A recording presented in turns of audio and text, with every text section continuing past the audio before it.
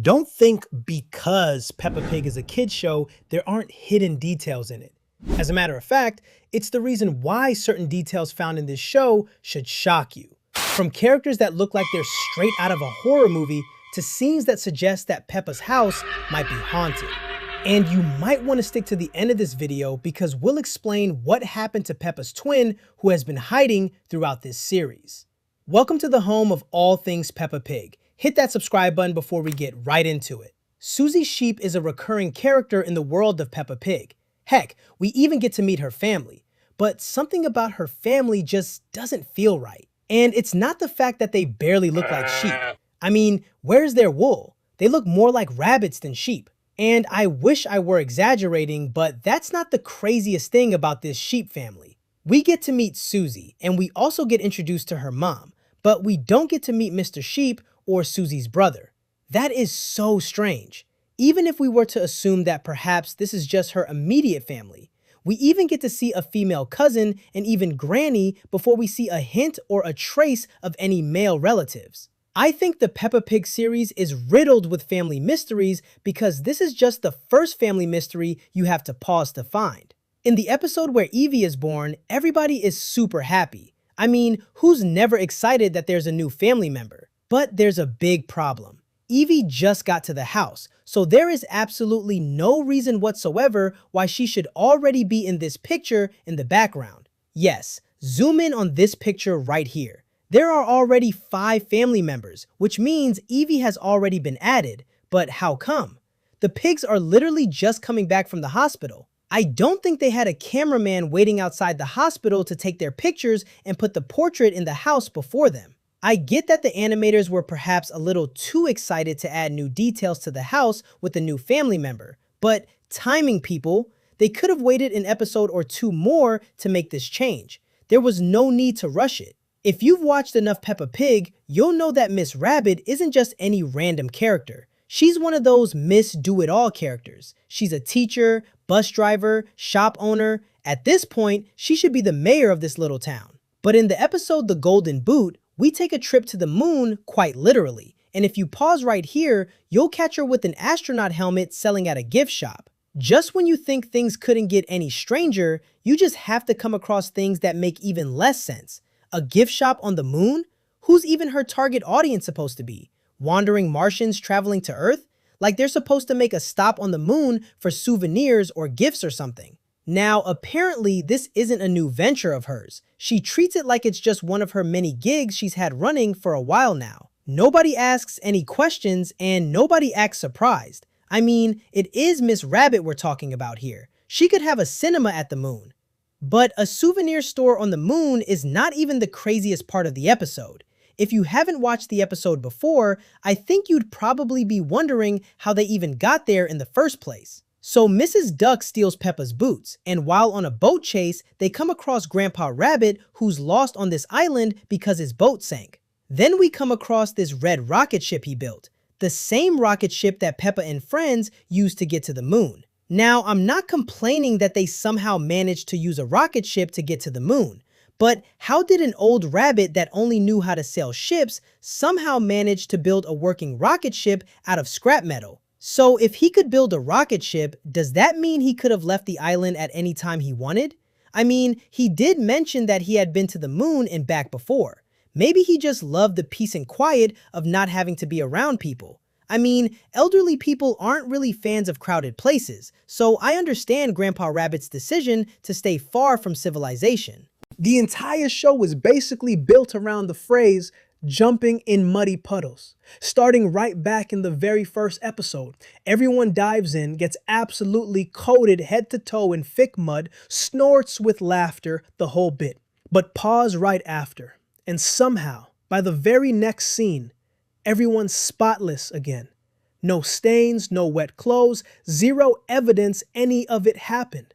No one's ever shown getting changed or thrown into a washing machine. It's like Peppa Town mud is specifically engineered to vanish the instant the joke's over. Realistic parenting nightmare? Absolutely. Convenient animation shortcut? Also absolutely. For our die-hard Peppa Pig fans, you would have noticed a slightly little change in George after a particular episode in season 11. and that comes in the episode Hearing Test. For most of the show's entirety, it seemed like George was just this mascot of a character who could only call his sister's name and cry whenever he got upset about something. And to be honest, if after 10 seasons he's still barely talking, it feels kind of weird. I mean, even toddlers have to start talking at a point. But in the episode Hearing Test, we get a perfectly good reason as to why he has been unable to speak. Turns out that our little George has actually been diagnosed with hearing loss, and from this episode henceforth, he's been wearing hearing aids. It's cute that we still get the cute George who only says one word, but it's sad that our little piggy has to grow up this way. In the episode Power Cut, where the pig family has a blackout, Daddy Pig goes to the door by the staircase that's supposed to lead to the basement, since he's trying to see what's wrong with the electricity. Now pause right there. We can clearly see a brick wall with a staircase that leads straight down into what would be the basement. And the cobwebs make you realize that they hardly ever go down here, which isn't a surprise. It's a basement. You're not supposed to go down there that frequently. But are we really supposed to be looking at a basement? Because in other episodes, when you open the door, you don't get a staircase leading to a basement, but a storage room. So, which is it? A basement and a storage room? And how do the animators explain this? Magic? Property renovation? Or are they ready to admit that they make so many episodes of this show that sometimes they lose track of their designs? It happens. Trust me when I say, some weird basement storage room swap and a non-functional fireplace are not even the craziest things about Peppa's house you can find when you pause this series. In one episode, we can catch Mr. and Mrs. Pig returning home, but they drive up onto the right side of the hill, which is far from the normal route we normally see characters go up the hill and into the house. Everything is on the right-hand side now, and to make things worse, the door leads into the living room instead of the lobby where the staircase normally is. How strange is that? The living room normally has a solid wall behind it, so... At this point, I don't think the animators can come up with any type of excuse can let us forgive the animators for their mistakes. Now, I wish I didn't have to continue talking about how weird the houses and buildings in this show were, but there are just so many instances of when I paused during scenes because of how weird a building was. And for this moment, we'll have to look at Madame Gazelle's house. For a show that hinges itself on how unrealistic it can be, they surprisingly do well when it comes to showcasing how well gazelles do when it comes to step surfaces. Because Madame Gazelle's house being slanted is actually a gag aimed at this. But there's just one problem. Yes, if other animals entered here, they would struggle a bit with walking, and pictures would hang in an awkward way. But can somebody explain to me just why the furniture isn't sliding to one side and crashing on the other end of the room? Or were they made with super glue or something? Whatever explanation you want to go with, I guess it's okay. Because as for me, nothing can really shock me again when it comes to physics and engineering in the world of Peppa Pig. But trust me, the slanted house isn't even the weirdest thing about Madame Gazelle.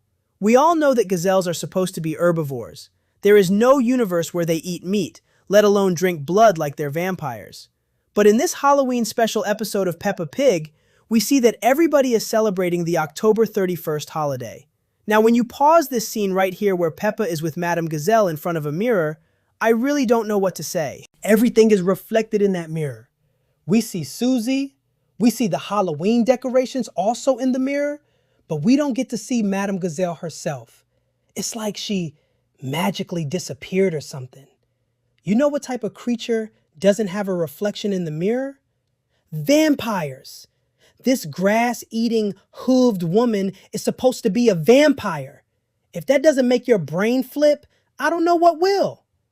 For basically the entire early run of the show, George doesn't really talk. Pause any of the first couple of seasons and just listen closely. All you'll really catch is Peppa on repeat, plus the occasional dinosaur roar whenever Mr. Dinosaur shows up.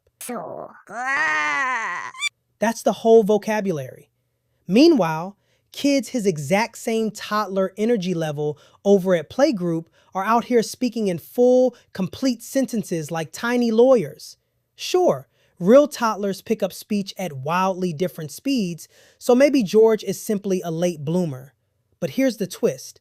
The moment the plot actually needs him to say something, he just does. No lesson episode, no big George's first word moment, no explanation whatsoever. He just wakes up one day fully capable of speaking. So next time someone tells you cartoons for toddlers don't have secret, unspoken rules, remind them George spent years as basically a sound effect with legs. Every family in this show lives in a fairly normal-looking house on a hill, except the rabbits. When Peppa and George visit Rebecca Rabbit, we find out her entire home is dug into a hill, complete with tunnels instead of hallways and stairs. Cute, on brand for a rabbit family, sure. But then we learn her little brother, Richard Rabbit, is actually terrified of stairs. Hold on. If your entire home is built around tunnels and burrows, when exactly was Richard supposed to encounter stairs enough times to develop a full-blown fear of them? Did he have one traumatic staircase incident we didn't see? Is this a rabbit-wide phobia passed down through generations? The show just drops this detail and moves on like it's totally normal. But once you pause and actually think about it, it raises way more questions than the episode ever bothers to answer. Try this next time you're watching. Pause on any random frame of any episode and look for a shot of Peppa looking directly at the camera. You won't find one. She's drawn in profile, always, for the entire run of the show. Every character is, actually. It's such a consistent rule that when one fan artist drew what Peppa would look like facing forward, complete with 2 eyes and 2 nostrils crammed onto one tiny snout, people online genuinely lost it, called it nightmare fuel, which is wild because it's just her face, the one she's had the whole time. We just never actually get to see it front on, so our brains never had to process it that way. Once you know this, you'll catch yourself waiting for that one forward-facing shot that never, ever comes. Madame Gazelle single-handedly teaches every kid in Peppa Town, and I mean every kid, in one small room. Pigs, rabbits, sheep, dogs, cats, and elephants, all different species, all somehow the exact same age, all learning together with zero specialized care in sight. No teaching aids, no separate classrooms, just one gazelle managing an entire multi-species preschool completely alone every single day without ever once losing her cool. Genuinely, she deserves hazard pay on top of a much bigger salary. During the hot air balloon episode, pause on the wide sky shots. You'll spot both the sun and the moon hanging up there together in full view, which, fine, that can genuinely happen in real life. But look closer at the moon itself. It's lit from the completely wrong direction relative to where the sun is actually sitting. In reality, moonlight is just reflected sunlight, so the bright side should always face the sun.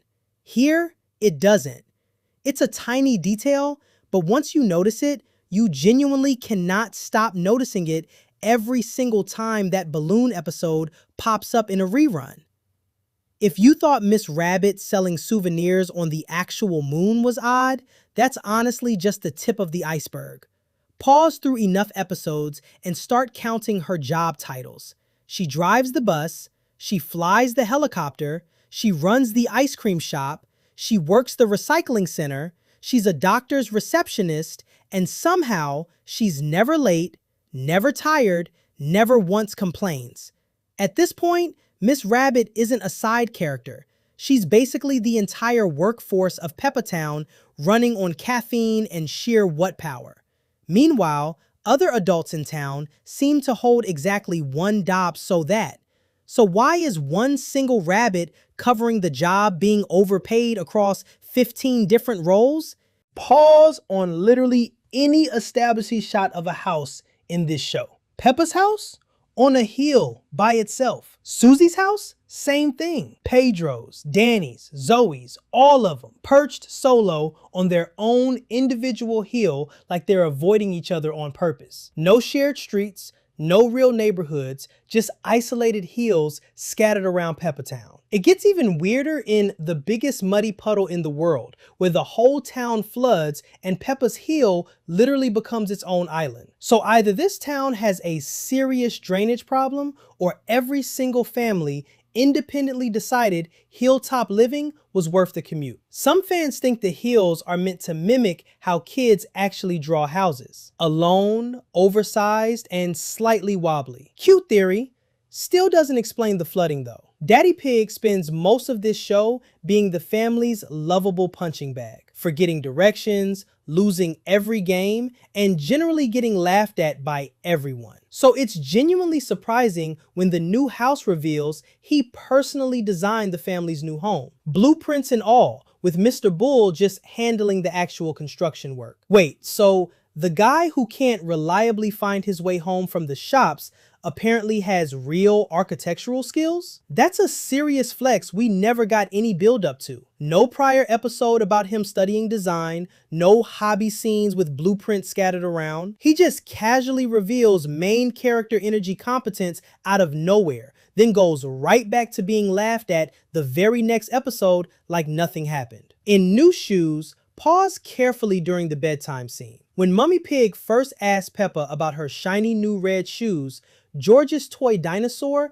is nowhere near his bed. But barely a few seconds later, once George says goodnight, there it is, tucked right next to him like it never left at all. Also in that same episode, watch Peppa's playgroup star drawing closely. It starts on a plain white background, then somehow switches to solid blue mid-conversation with zero explanation given. Small errors on their own, sure. But stack enough of these tiny background glitches together, and you start to wonder just how many props are quietly rearranging themselves off camera every single episode. It's nothing new that Peppa's family has a fireplace in their house. After all, this is supposed to be a traditional British home. But we just never ever get to see the fireplace lit or something. I'm telling you, not one episode does this fireplace with burning logs of wood. And I can list out a couple of times where a fireplace would have really come in handy. We've already talked about that episode where the lights went out. Even in episodes where it's supposedly winter,